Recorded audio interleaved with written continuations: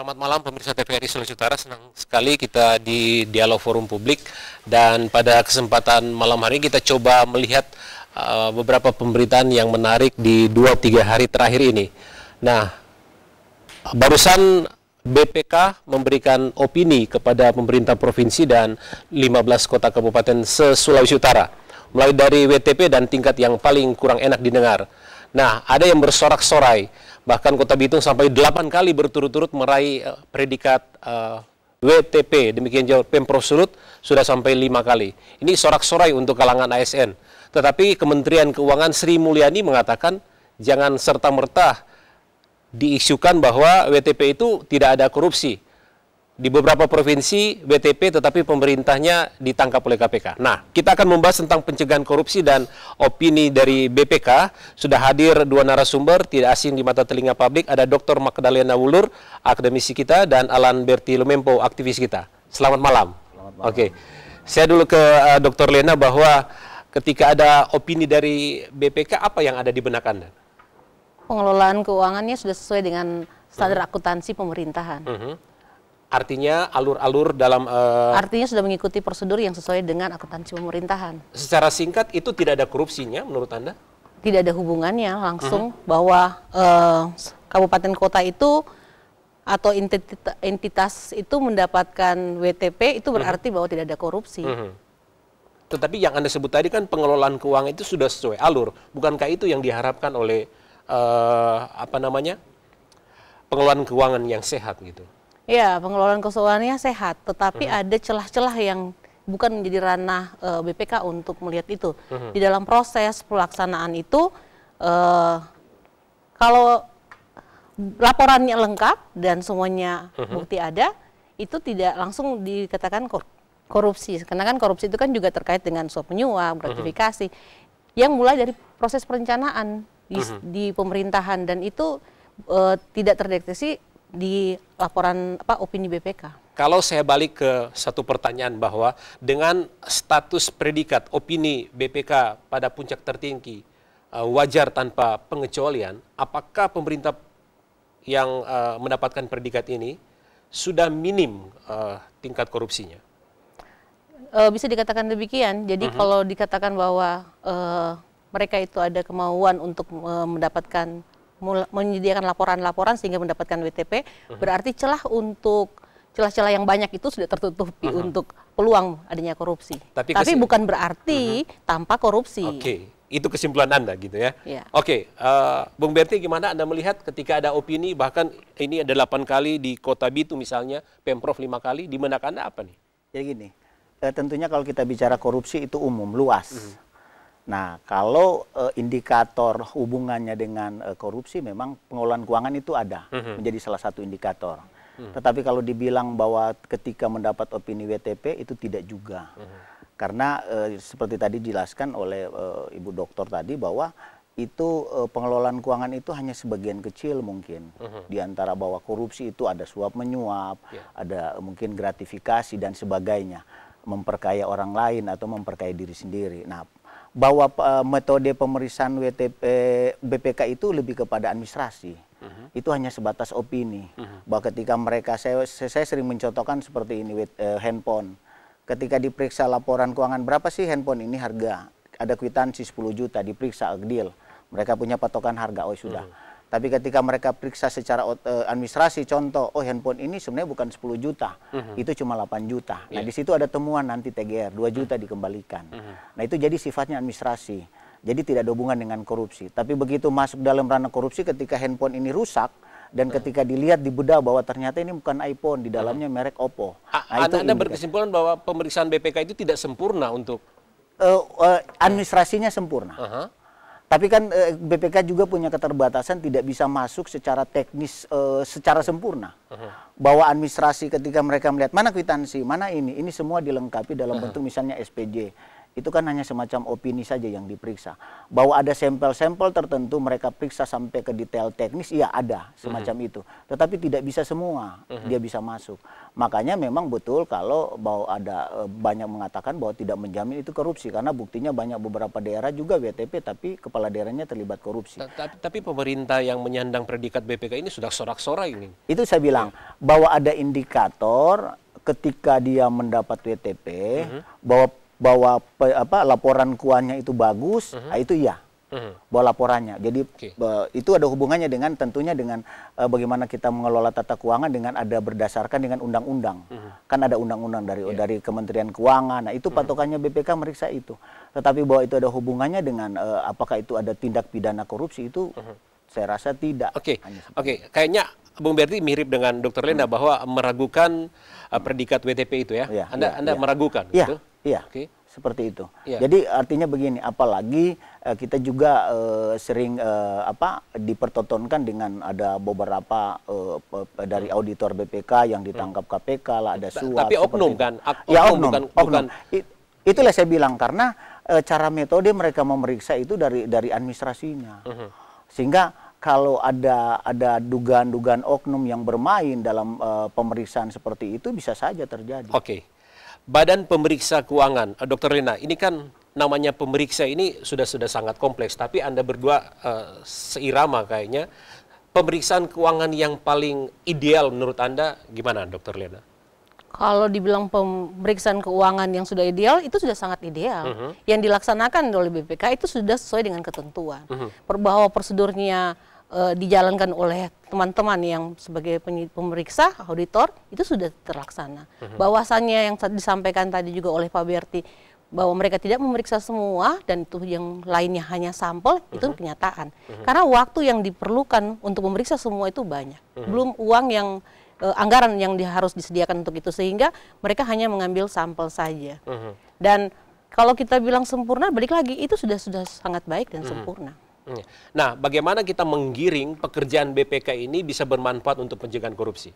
Menurut Anda? Kalau pencegahan korupsi itu sudah digiring ke arah sana. Tetapi tetap aja ada oknum-oknum yang nakal, baik dari BPK maupun dari pemerintah, ya kan? Yang merasa ada celah untuk melaksanakan itu. Di mana korupsi itu ya bukan hanya kerugian negara. Di situ juga ada gratifikasi, suap penyuap, penyalahgunaan wewenang, pemerasan, kecurangan, seperti itu. Oke, sementara kalau BPK sendiri tidak memberikan opini tentang persoalan-persoalan gratifikasi seperti itu ya? Iya. Oke. Dan itu bukan ranahnya. Oke, baik. Nah, ada beberapa kota kabupaten juga yang pada tingkat yang paling di bawah. Menurut Bung Berti gimana? Indikasi korupsi ada semakin meningkat di situ? Dalam pemberian opini WTP oleh BPK juga itu bukan berarti tidak ada temuan. Ada temuan.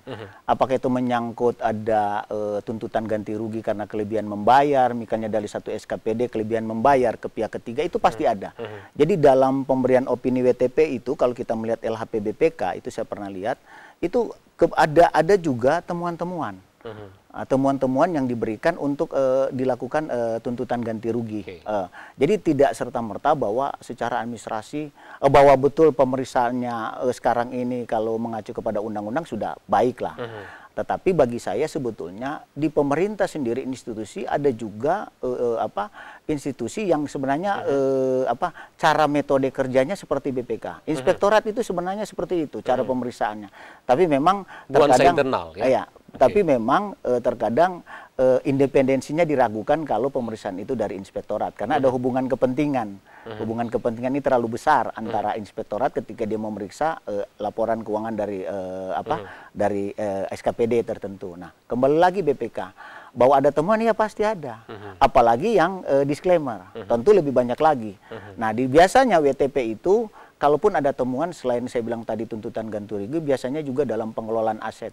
Nah, itu kan bicara administrasi semua. Itu ada yang amburadul. Itu seperti itu. Biasa ada temuan-temuan seperti itu. Dan biasanya juga kalaupun ada temuan, biasanya itu juga lebih kepada eksternal. Contoh ada dana hibah, pemberian dana hibah.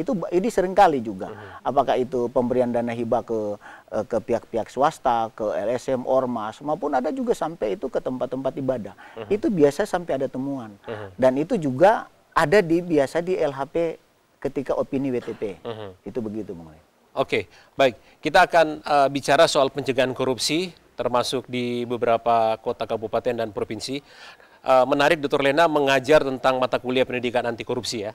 Oke, apa substansi yang Anda ajarkan selama ini? Sebelum Anda urai, kita break sebentar dan kami akan kembali usai jeda pariwara. Tetaplah bersama kami.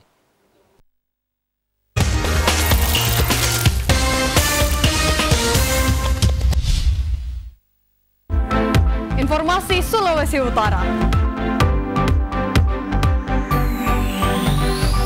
Setiap hari.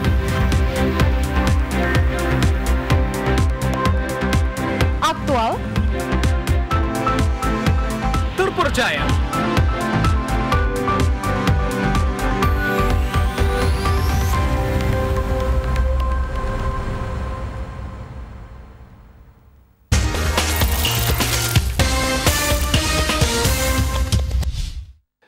Kita masih soal pencegahan korupsi dan opini BPK, karena barusan pemerintah provinsi dan kota kabupaten beberapa diantaranya mendapatkan predikat yang ditunggu-tunggu selama ini, wajar tanpa pengecualian.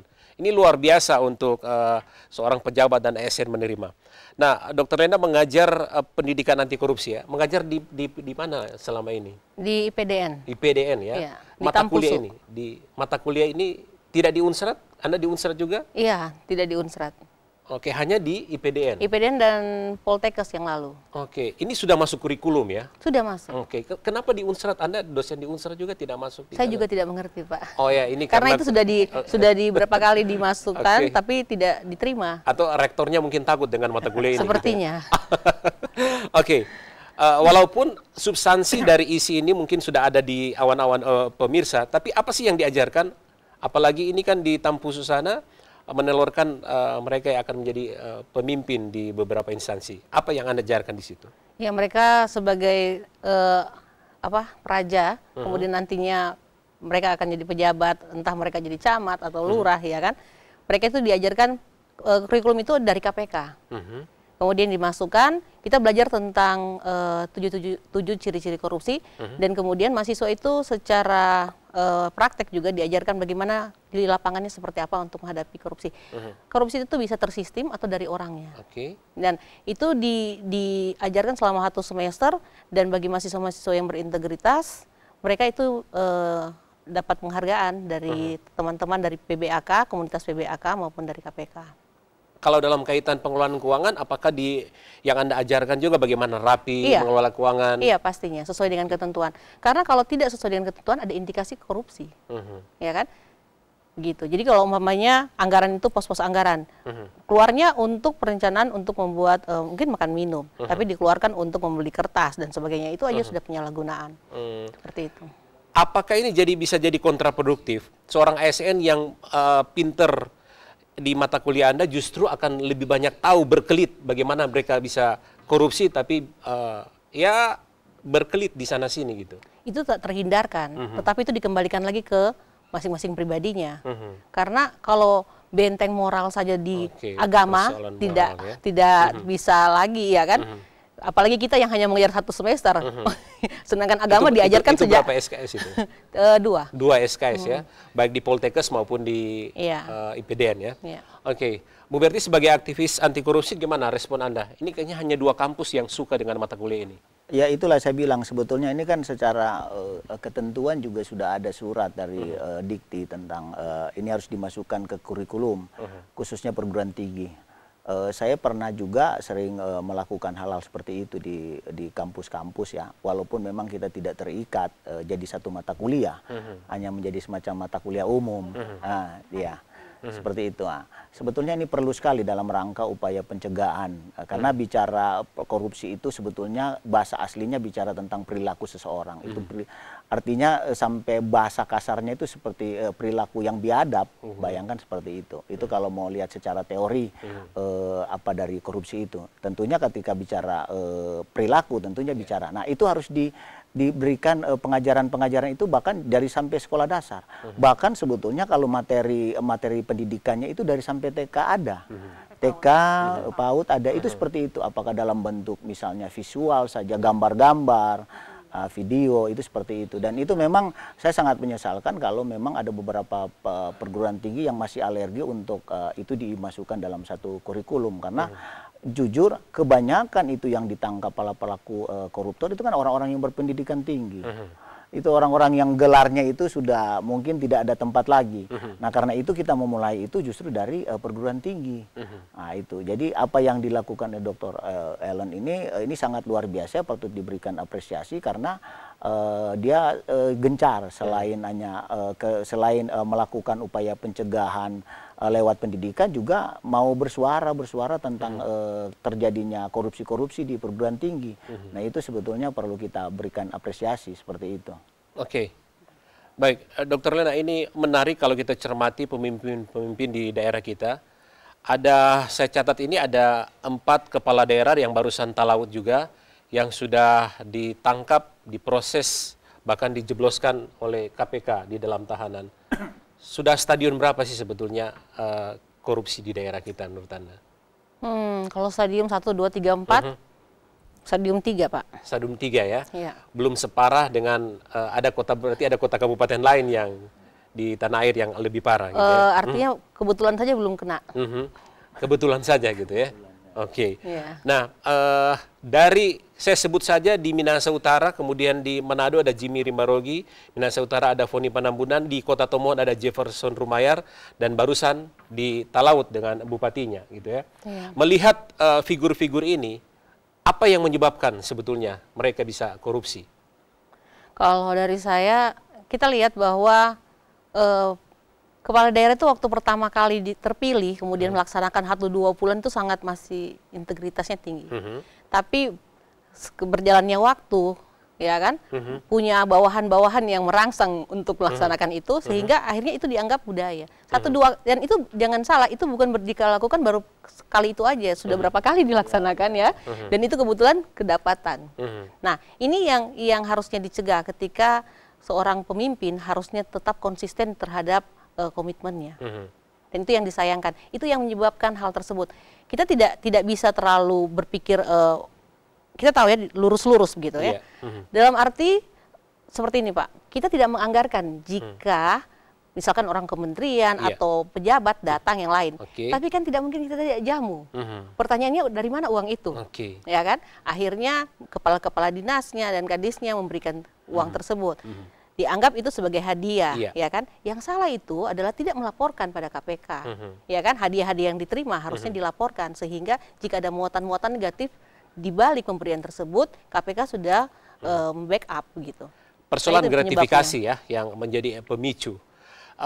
Kalau melihat gaji seorang kepala daerah, menurut Anda apakah ini jadi penyebab juga? Bukan masalah gaji, tapi bagaimana dia berkampanye waktu itu.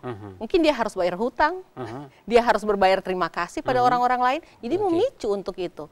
Dan kita tahu bahwa kos politik itu tidak murah, tidak sedikit ketika dia berkampanye. Nah, itu yang akhirnya mendorong sehingga pemimpin akhirnya jatuh di dalam kubangan korupsi seperti itu. Akhirnya dari pileg barusan dengan para caleg membayar konstituen, pemicu juga untuk mereka korupsi gitu ya. Oke, analisa Bung Berti seperti apa? Begini, itu yang saya bilang tadi bahwa korupsi itu lebih banyak bicara tentang perilaku.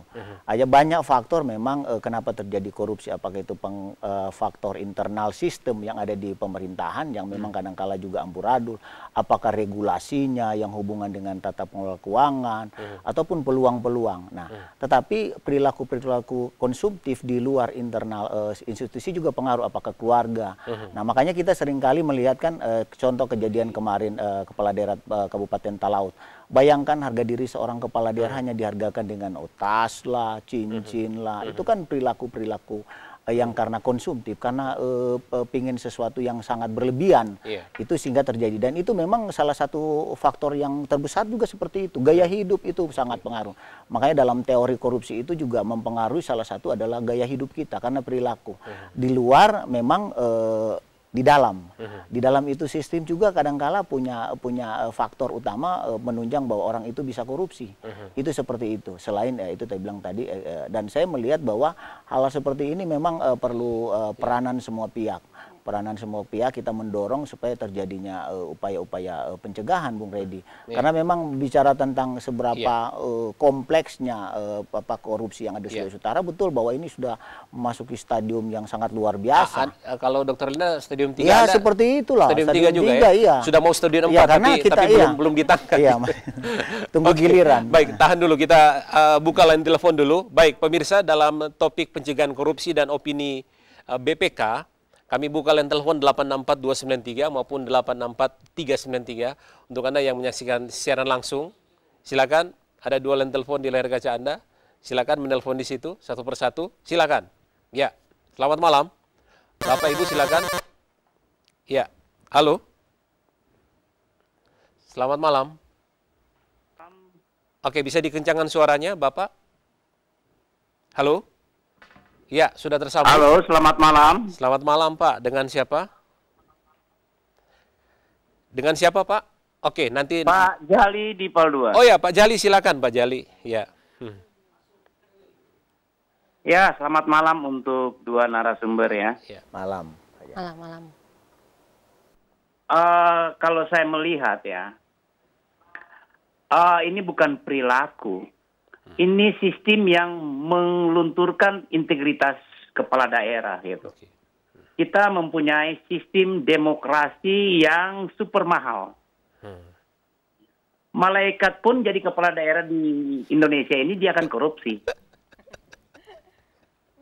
Karena apa? Coba lihat. Kalau kepala daerah kalau kantongnya pas-pasan dia tidak akan ada apa-apa di partai. Tidak ada jabatan apa-apa di partai. Begitu juga dia mau mencalonkan. Mau mencalonkan itu, uang perahu itu mahal, super mahal. Gitu. Jadi itulah peluang-peluang untuk kepala daerah untuk korupsi. Pencegahannya kita lihat, harusnya media, LSM, baru juga penegak hukum yang di daerah, jangan terlalu mesra. Kita lihat Sulawesi Utara ini, para pejabat dengan media ini mesra sekali. Juga dengan LSM, bahkan LSM kita lihat mendapatkan gaji. Saya heran. Itu per bulan ada itu. Itu direkrut dalam satu organisasi. Tapi kita lihat yang isi dalam itu media semua, orang-orang media. Jadi kepala daerah kalau mau korupsi tenang-tenang saja dia. Media dia dipagari oleh media, LSM.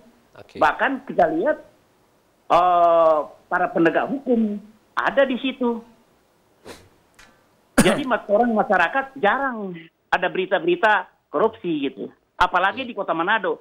Tapi rakyat bisa mencium, bisa melihat mana proyek terbengkalai. Itu di situ ada korupsi di situ. Ya, soal opini WTP menurut Pak Jali seperti apa? Anda seirama dengan pendapat 2 narasumber? Bagaimana Bung Redi? Opini WTP menurut Anda sudah mulai bersih dari korupsi daerah tersebut? Ada jaminan? Begini, kalau kepala daerah Bung Redi, kepala daerah dia tidak pakai APBD lagi. Itu kepala daerah yang tolol. Dia kalau mau mencuri tidak pakai APBD lagi. Itu dari pengadaan barang, baru proyek-proyek yang ditunjuk langsung itu banyak gitu. Itu kalau kepala daerah mengambil APBD itu kepala daerah yang bodoh itu. Kira-kira itu aja dulu. Baik, terima kasih Pak Jali di Pal 2. Silakan penelpon yang lain 864-393 atau di 864-293. Kembali, selamat malam. Ya, halo. Silakan. Ya, selamat malam. Halo, selamat malam. Ya, dengan siapa Pak? Dengan Pak Sompi Singal ini. Oh ya, Pak Sompi, kebetulan ya. Anda waktu di Minahasa Utara, pimpin Minahasa Utara berapa kali WTP, Pak?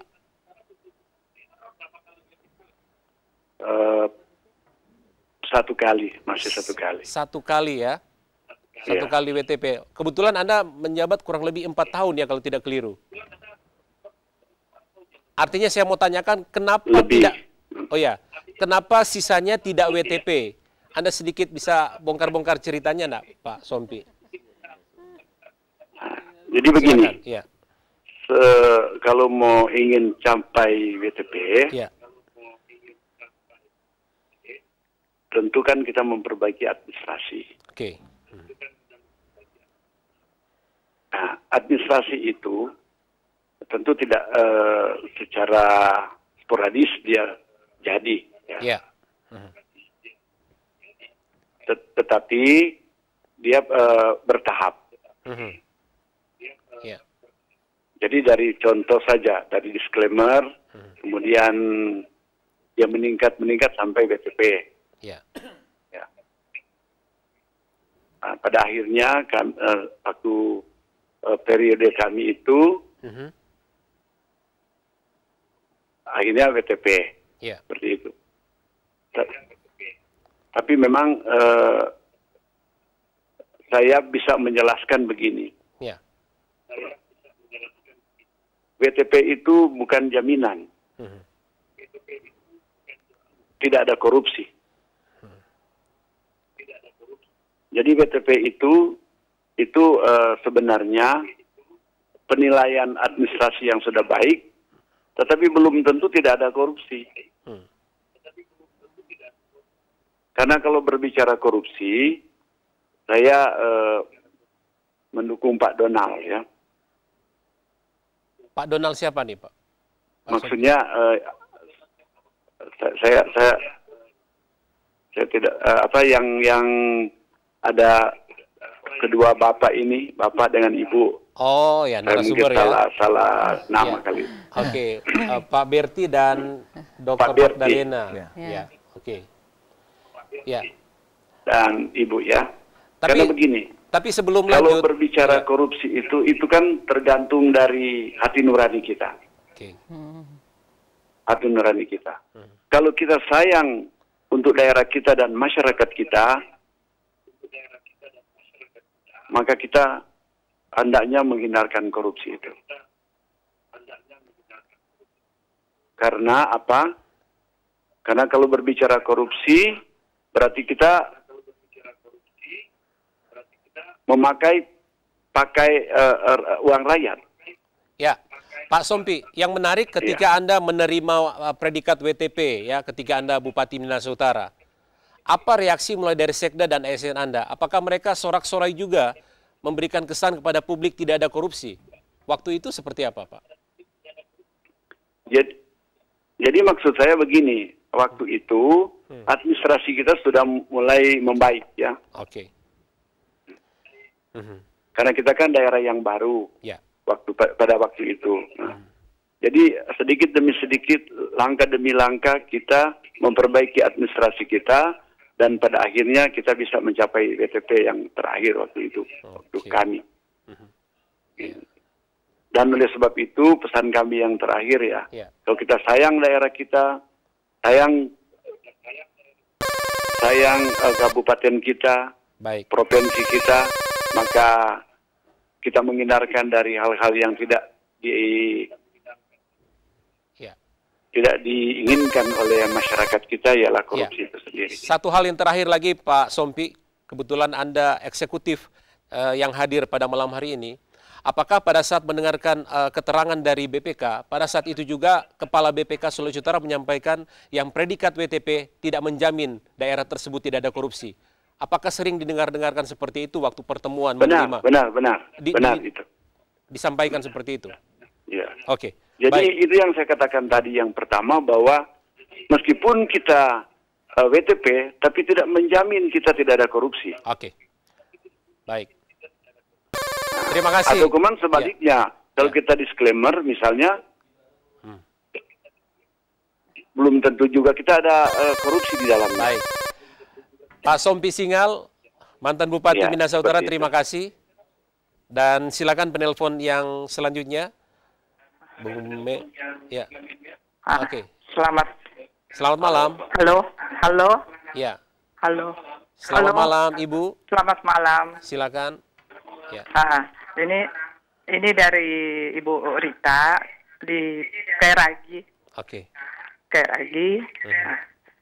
Kebetulan ini Pak, saya mau ingin tanya, ini anak saya terjadi Pak, dia sementara sekolah ambil spesialis. Masih terkait dengan topik ya? Iya, Ya, ini topiknya ya. Tapi begini Pak, selama ini dia sekolah ada izin dari dinas bersangkutan dan BKD yang ada di kabupaten kota. Oke. Nah, dan sampai saat ini Pak, ada temuan katanya gajinya di TGR. Di TGR dan gaji yang selanjutnya mulai Mei sampai seterusnya ini sudah diberhentikan. Oke. Nah, dan ternyata kabupaten kota yang sementara ini membutuhkan dokter-dokter spesialis. Nah, untuk mengisi rumah sakit yang ada sementara dibangun.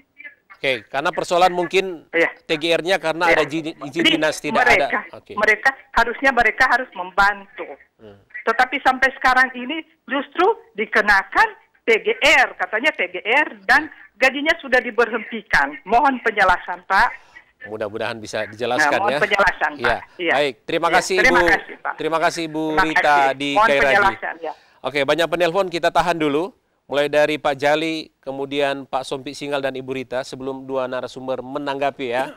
Kita coba break sebentar dan kami segera kembali.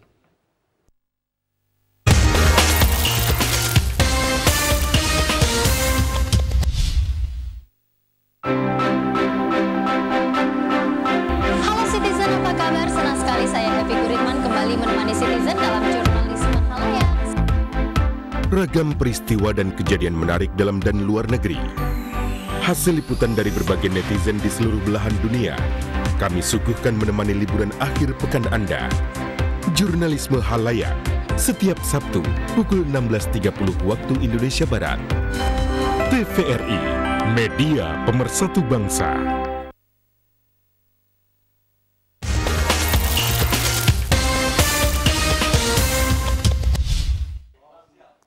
Ya, di Dialog Forum Publik malam hari ini kita membahas tentang pencegahan korupsi yang tak habis-habisnya. Dan kebetulan 2-3 hari kemarin ada opini BPK, Badan Pemeriksa Keuangan. Ada yang berspekulasi, ini kalau sudah dapat WTP tidak ada korupsinya. Nah, timbul beberapa hal. Mungkin Dr. Lena dan Bung Berti bisa menanggapi bersama, mulai dari Pak Jali ya. Ini khusus Bung Berti, ada media, LSM dan pemerintah berkolaborasi bersama. Bahkan ada ya kong-kalingkong di situ. Anda di LSM juga, Bung Berti, gimana? Ya. Jadi pertama memang saya tidak juga bisa mengatakan bahwa itu tidak ada. Ada. Ada apanya nih? Ada seperti yang dikatakan. Nah, contoh media. Terkadang kan media ada kontrak. Nah, kontrak itulah yang membuat memang bisa saja ada semacam bukan deal ya atau semacam uang tutup mulut atau apalah, tapi kadangkala hal seperti itu membuat secara psikologis memang sering ada hubungan emosional tentunya. Tapi sebetulnya yang dimaksud dengan kontrak antara pemerintah dengan media biasanya kan hubungannya dengan kegiatan-kegiatan yang sifatnya mungkin pencitraan atau mendukung membackup kegiatan-kegiatan wali kota. Saya melihat tidak juga harus kita katakan bahwa media kita tidak profesional, tidak kritis. Bahwa untuk hal-hal case-case tertentu ada media tidak kritis. Tetapi untuk isu-isu bersama seperti korupsi yang saat ini itu sudah membaik media kita. Karena dalam tiap hari kalau saya membaca beberapa media, apakah itu media koran maupun media online, itu ada berita yang juga mengkritik pemerintah. Nah, kalau sekarang, jadi untuk media saya pikir tidak juga selalu kita mau, kalaupun ada itu oknum, tidak bicara institusi medianya. Nah, kalaupun ada LSM juga mungkin ada, oknumnya juga. Saya juga tidak mau mengatakan bahwa ada seperti itu, karena begini, saya punya ini saya cerita ya, ada beberapa teman juga yang mengatakan begini, daripada ini kasus aparat yang 86, lebih baik orang yang 86. Ini sekarang jadi persoalan seperti itu. Orang cari data capek-capek, lapor di aparat, tidak bisa dibuktikan. Malah di 86 kasus ini. Jadi lebih baik orang di 86 lebih dulu. Itu bahasa itu seperti itu. Oke. Anda pembaca, pendengar, dan penonton berita, Bung Berti. Kalau melihat satu case yang terakhir Bupati Talaut, apakah selama ini diberitakan dia bagus-bagus saja dan tiba-tiba seperti disambar kilat, ditangkap KPK dan wartawan tidak bisa menulis apa lagi kalau selama ini puji-pujian Mazmur terus diberitakan. Seperti itu yang Anda lihat? Saya jujur orang yang pertama lapor tentang ke laut. Artinya dari segi pemberitaan, bukan pemberitaan yang melapor itu gitu? ada terus. Oke, ada ya. Pemberitaan ada. Oke, saya ke Dr. Lena dulu ya, sebelum lanjut. Dr. Lena gimana? Apakah seperti disambar kilat pemberitaan ketika ditangkap KPK dan selama sebelumnya itu diberitakan Mazmur Pujian? Yang Anda baca dengar seperti apa selama ini? Kalau yang saya tahu itu memang sudah lama, dari tahun 2017 itu sudah mulai gencar-gencar untuk yang laut ya. Dan sesama aktivis penggiat anti korupsi juga kita sudah membicarakan hal itu. Karena bahwasanya masyarakat sudah banyak yang melapor juga. Tetapi untuk membuktikan itu yang tadi saya sampaikan bahwa itu masih mungkin kanker stadium 3. Oke, kalau Anda seorang akademisi, apakah betul seperti Pak Jali katakan media, LSM dan pemerintah berkolaborasi? Berkolaborasi untuk baik, iya. Tapi yang tadi disampaikan bahwa ada beberapa oknum dengan berbagai kepentingan sehingga membackup, sepertinya membackup kepala daerah tersebut, itu tak terhindarkan. Dan seperti yang kayak Pak Jali bilang tadi, saya bisa tanggapi bahwa penyebab korupsi itu ada eksternal, ada internal. Kalau kita mau bilang eksternal ya sistem demokrasinya dan banyak hal untuk itu, lingkungan, budaya dan sebagainya. Tapi eksternal itu kan dari diri sendiri, agama kita, ya, dan hati nurani kita pastinya. Sehingga integritas itu menjadi keharusan bahwa seorang pemimpin itu harus dilihat track record-nya ke belakang. Sekarang ini kan bayangkan saja kita bisa lihat orang yang mantan atau bekas ya kan ex pidana korupsi itu bisa mencalonkan diri lagi dan dia bisa memimpin. Pak Jali benar karena sistem dan dia bisa memimpin dia bisa memimpin daerah yang harusnya dia mengajarkan bahwa SKPD-nya jangan atau perangkat daerahnya jangan korupsi, tapi dia sendiri adalah mantan. Bukankah mantan korupsi itu, mantan koruptor itu yang lebih bagus daripada yang belum korupsi gitu? Oh, tidak bisa demikian. Oh, tidak bisa gitu ya.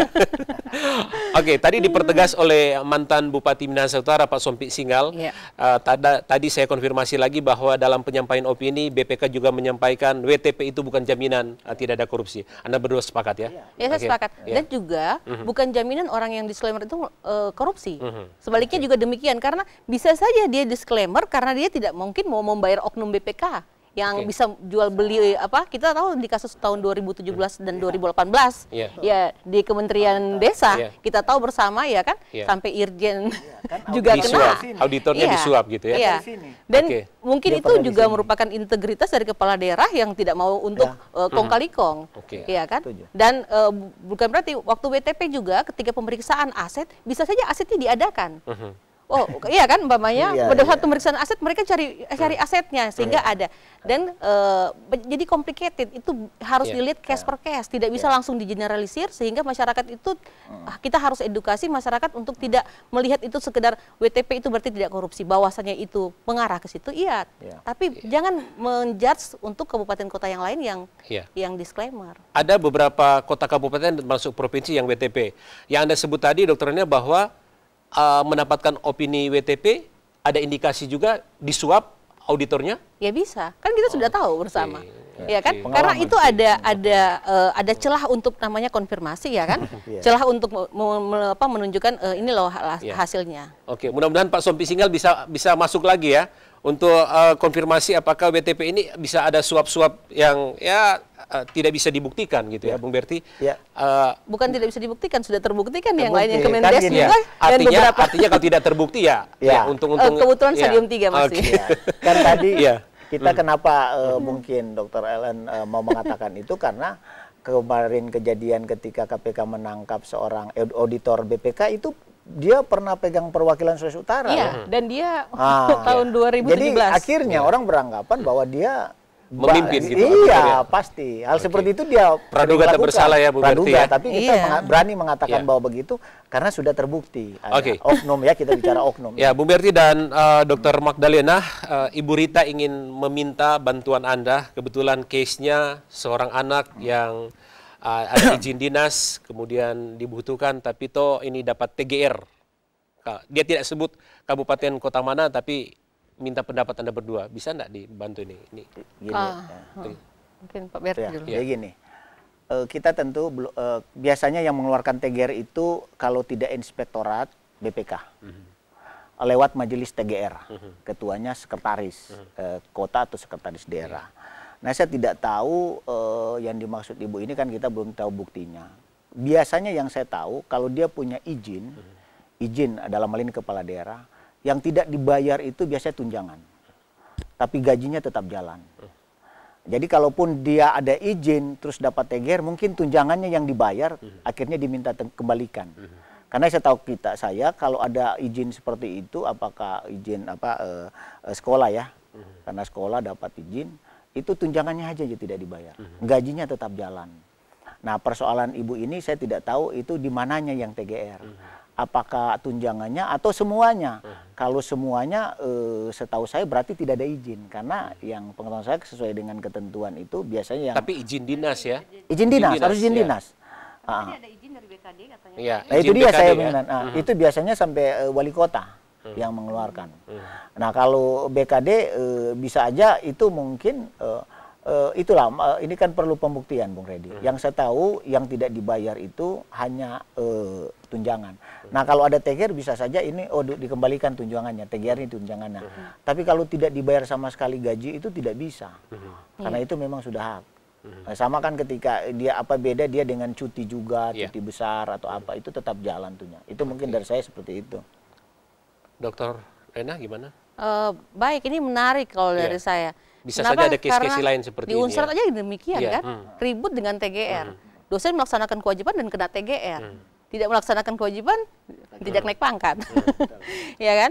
Dan ini harus dicek lagi nanti sama Bu Rita, saya turut prihatin, tapi dicek lagi apakah ada administrasi yang salah, ataukah oknum sumber daya manusia yang di birokrat yang salah posting, ya kan? Sehingga itu tidak keluar di mata anggaran dan itu menjadi itu harus diklarifikasi karena jadi kelebihan membayar, ataukah karena ada prosedur-prosedur lain dan itu memang bisa mengarah ke indikasi korupsi, bisa hanya maladministrasi. Jadi itu kita harus jeli melihat itu. Karena kasus TGR tidak bisa digeneralisir seluruhnya sama. Kalau tahun kemarin yang di Unsur seperti apa modelnya? Karena ini sudah transparan, gimana nih? Sejumlah dosen atau pegawai yang kena TGR? Pegawai maupun dosen, bahkan mahasiswa. Lucu kan mahasiswa kena TGR, ya kan? Jadi hal-hal seperti itu. Seperti kasus saya juga sendiri, itu saya kena TGR untuk hal-hal yang tidak saya laksanakan. Misalkan saya bilang sebagai panitia, sebagai kemudian sebagai pengurus, narasumber yang tidak saya laksanakan, dan itu saya klarifikasi, saya menyurat ke BPK, ketika dicek lagi ternyata saya benar. Dan tekanannya adalah begini, ketika pemimpin itu memaksakan untuk membayar TGR, memotong gaji, kemudian memotong tunjangan-tunjangan yang lain, bahkan tidak akan diberikan jabatan kalau tidak membayar TGR dulu. Padahal TGR itu bisa saja disebabkan oleh pegawainya yang tidak cerdas, ya kan? Ketika mengelola keuangan, tapi tidak mau bertanggung jawab sehingga yang imbasnya adalah orang-orang yang awam. Akhir dari cerita TGR itu dibayar juga, atau ada pihak lain yang membayar TGR gitu? Bisa jadi dua-dua hal itu terjadi dan sampai sekarang kasus Unsur belum selesai juga soal TGR. Belum selesai membayar gitu ya? Iya, belum selesai membayar dan masih tetap di demo oleh beberapa dosen. Oke, baik. Kami membuka lagi line telepon. Ada beberapa penelpon yang sudah tersambung tadi tapi terputus, tapi bisa coba kembali di 86293 atau di 86393 untuk Anda yang menyaksikan secara langsung, baik yang di Manado, Minahasa, Bitung, Kepulauan Sangihe atau beberapa kota yang dapat langsung menerima siaran malam hari ini. Silakan. Selamat malam kembali. Halo. Halo. Ya. Selamat malam. Ya, dengan siapa? Dengan Ibu Rita tadi mau jelaskan. Oh ya, Ibu Rita. Ya. Ya, ya. Begini, Pak, maaf saya kita kedua kali ini. Ini sampai saat ini gajinya sudah ada surat pemberhentian dari kepala dinas bersangkutan. Kesehatan. Dinas kesehatan jadi, pasti ya. Begini, jadi selama ini dia belum terima gaji. PNS beliau ya, PNS. PNS, Pak. Ya, sedang Pak. Sebetulnya Pak, saya ikuti sambutan Jokowi Presiden, sebaiknya disekolahkan dengan beasiswa. Tetapi ini biaya sendiri dengan susah payah kita menyekolahkan anak. Nah, ternyata di TGR lagi. Ibu Rita bisa menyebut kota kabupaten mana, Bu? Dan supaya wartawan lebih berani akan menelusuri. Ibu Rita, sejak Mei ini gajinya sudah tidak terima lagi. Bisa Anda sebut kota kabupaten mana? Iya. Kota-kota Manado, Pak. Oh, kota saya Manado terbuka ya. aja. Ini di kota Manado. Padahal Pak, maaf Pak. Padahal kota Manado ini sedang membangun rumah sakit yang membutuhkan spesialis-spesialis yang tangguh. Dan anak saya sekolahkan dengan uang pribadi, tidak ada beasiswa. Sekali lagi sudah seizin BKD ya? Itu mohon bantuan Bapak dan Ibu. Baik, akan ditelusuri lebih lanjut. Terima kasih Ibu Rita. Terima kasih Pak. Kami turut prihatin juga dengan keadaan ini. Silakan penelpon yang lain 864-293 atau di sebelahnya 864-393. Beberapa saat lagi akan kami tutup penelpon. Oke, silakan. Ya, okenya kita break iklan dulu ya. Kalau belum kita akan kembali setelah pesan-pesan berikut ini.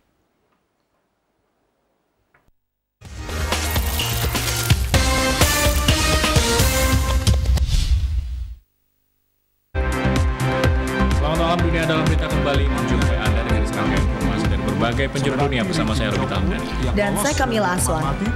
Wadah informasi mancanegara, berita terkini dari berbagai belahan dunia, dikemas secara lugas dan mendalam. Dunia Dalam Berita, Senin sampai Jumat, pukul 21 waktu Indonesia Barat, bersama Sesko Satrio, Nurul Jamila, Kamila Aswan, Robito Hamdani.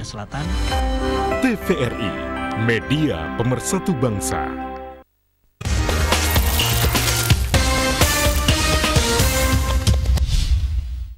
Terima kasih Anda masih bersama kami, Dialog Forum Publik Pencegahan Korupsi dan WTP BPK. Ya.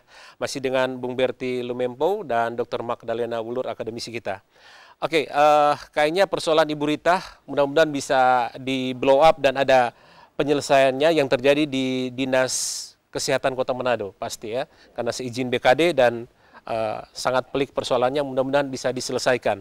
Oke, kita ke bagian-bagian akhir tentang pencegahan korupsi.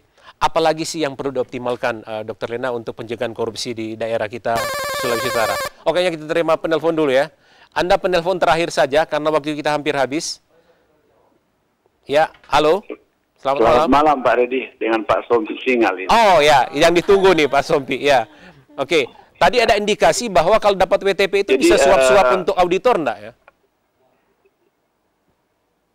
Silakan Pak Sompi. Itu pengalaman saya itu tidak seperti itu. Oke.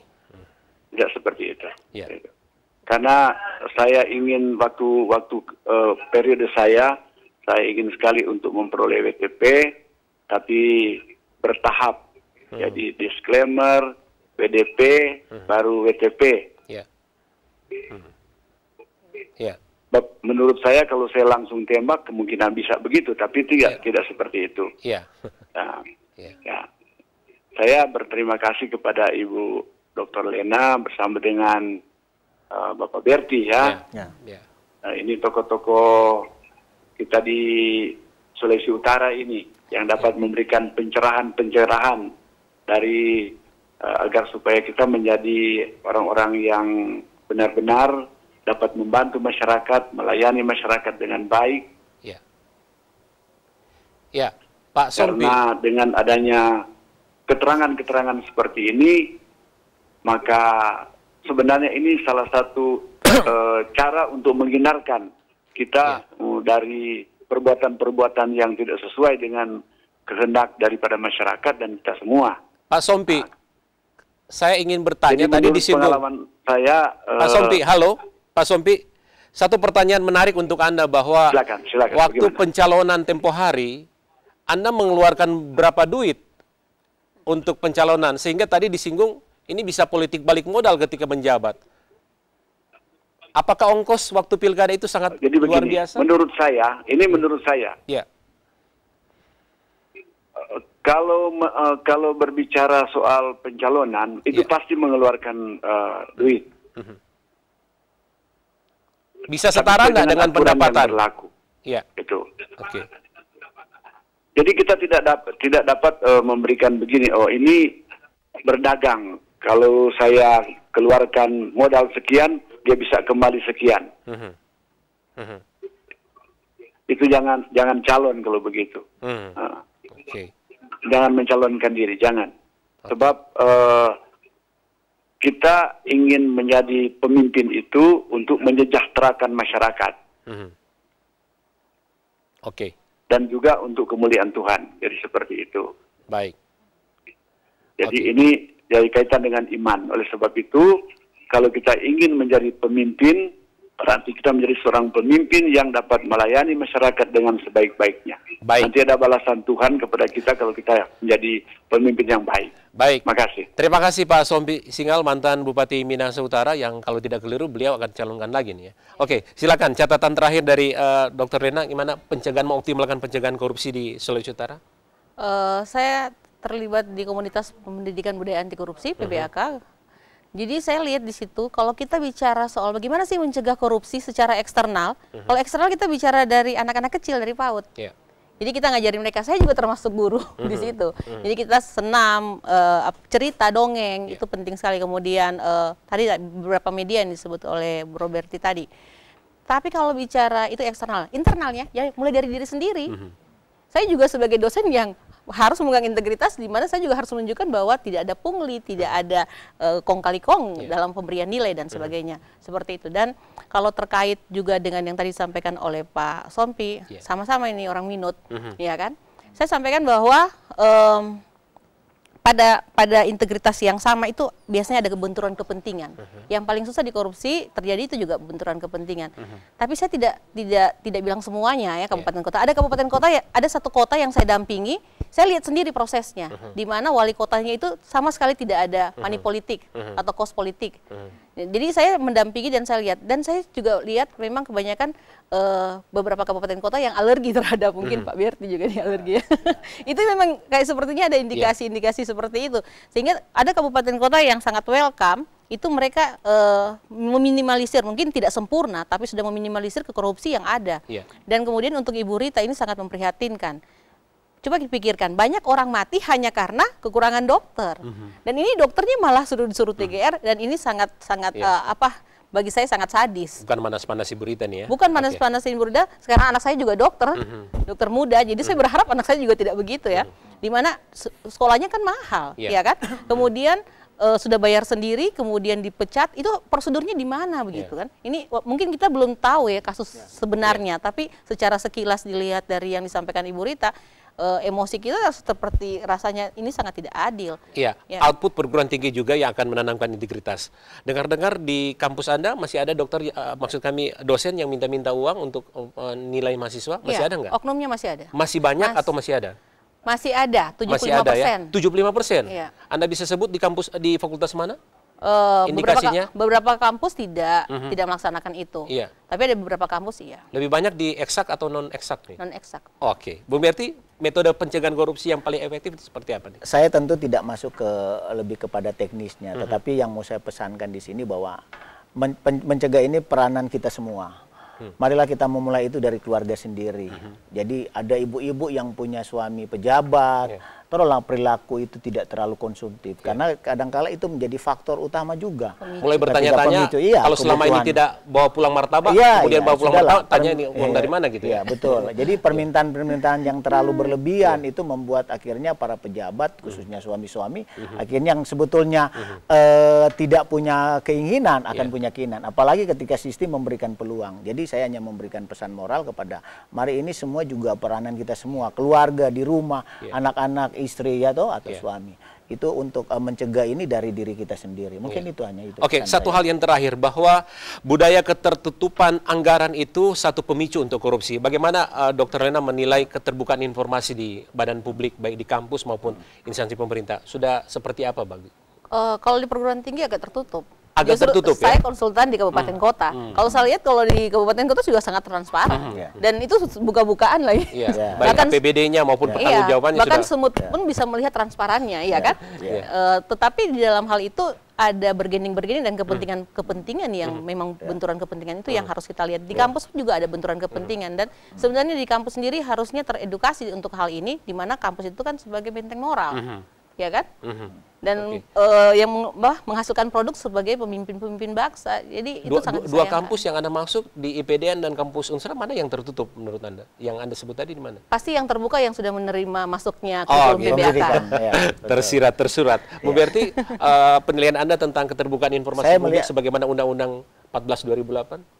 Sebetulnya ada beberapa juga yang tertutup. Itu mungkin karena tidak ada permintaan. Masyarakat belum tahu kita punya Undang-Undang nomor 14 tentang informasi terbuka itu. tentunya bisa dimanfaatkan untuk mendapat hal-hal yang menyangkut dengan apakah itu laporan keuangan ya, atau pekerjaan-pekerjaan, itu bisa didapat. Karena banyak, tapi ada beberapa masyarakat belum tahu, sehingga itu terkesannya tertutup. Tapi kalau dari sisi misalnya APBD itu sangat terbuka, kita bisa dapat di mana saja itu bisa. Bahkan lebih detail dari itu pun juga kita bisa dapat. Yang perlu, yang menjadi tertutup ini tidak kalah penting, yang saya mau sorot justru ada diletak di BUMN. Nah, itu juga tidak kalah. Jadi kita juga jangan hanya terfokus di pemerintah daerah, tapi ada di institusi seperti badan usaha milik negara itu juga seperti PLN contoh kan, seperti itu juga perlu kita artinya perlu kita telusuri lah tentang bisa saja korupsi itu terjadi. Dan sebelum ditutup, gencar-gencar korupsi di mana lagi yang Anda akan buka, Bung Berti? Saya masih Somil yang belum selesai-selesai. Bitung, baru Minahasa Utara ya. Di Minut apa tuh? Ya kan kemarin teman-teman dari LSM juga kasusnya kan yang tentang pemecah ombak itu kan jelas belum selesai pemecah ombak, Somil terputar-putar di situ lagi ya. Harus kita konsisten dan fokus. Anda sudah lapor ke KPK? Sudah. Sudah. Terakhir Anda diteror kapan nih, Bung Berti? Tahun kemarin sih terakhir yang. Ini jadi persoalan lagi ya, yang menjaga korupsi di teror. Dr. Magdalena Wulur dan Bung Berti Lumembo, terima kasih pencerahan Anda berdua malam hari ini. Terima kasih untuk sekian banyak penelpon. Dan saya harus akhiri dengan satu kalimat bahwa korupsi makin merajalela bukan karena koruptornya yang banyak, tapi banyak orang baik yang mendiamkan korupsi. Siapa mereka? Mungkin Anda juga. Saya Reddy Sumual, sampai jumpa.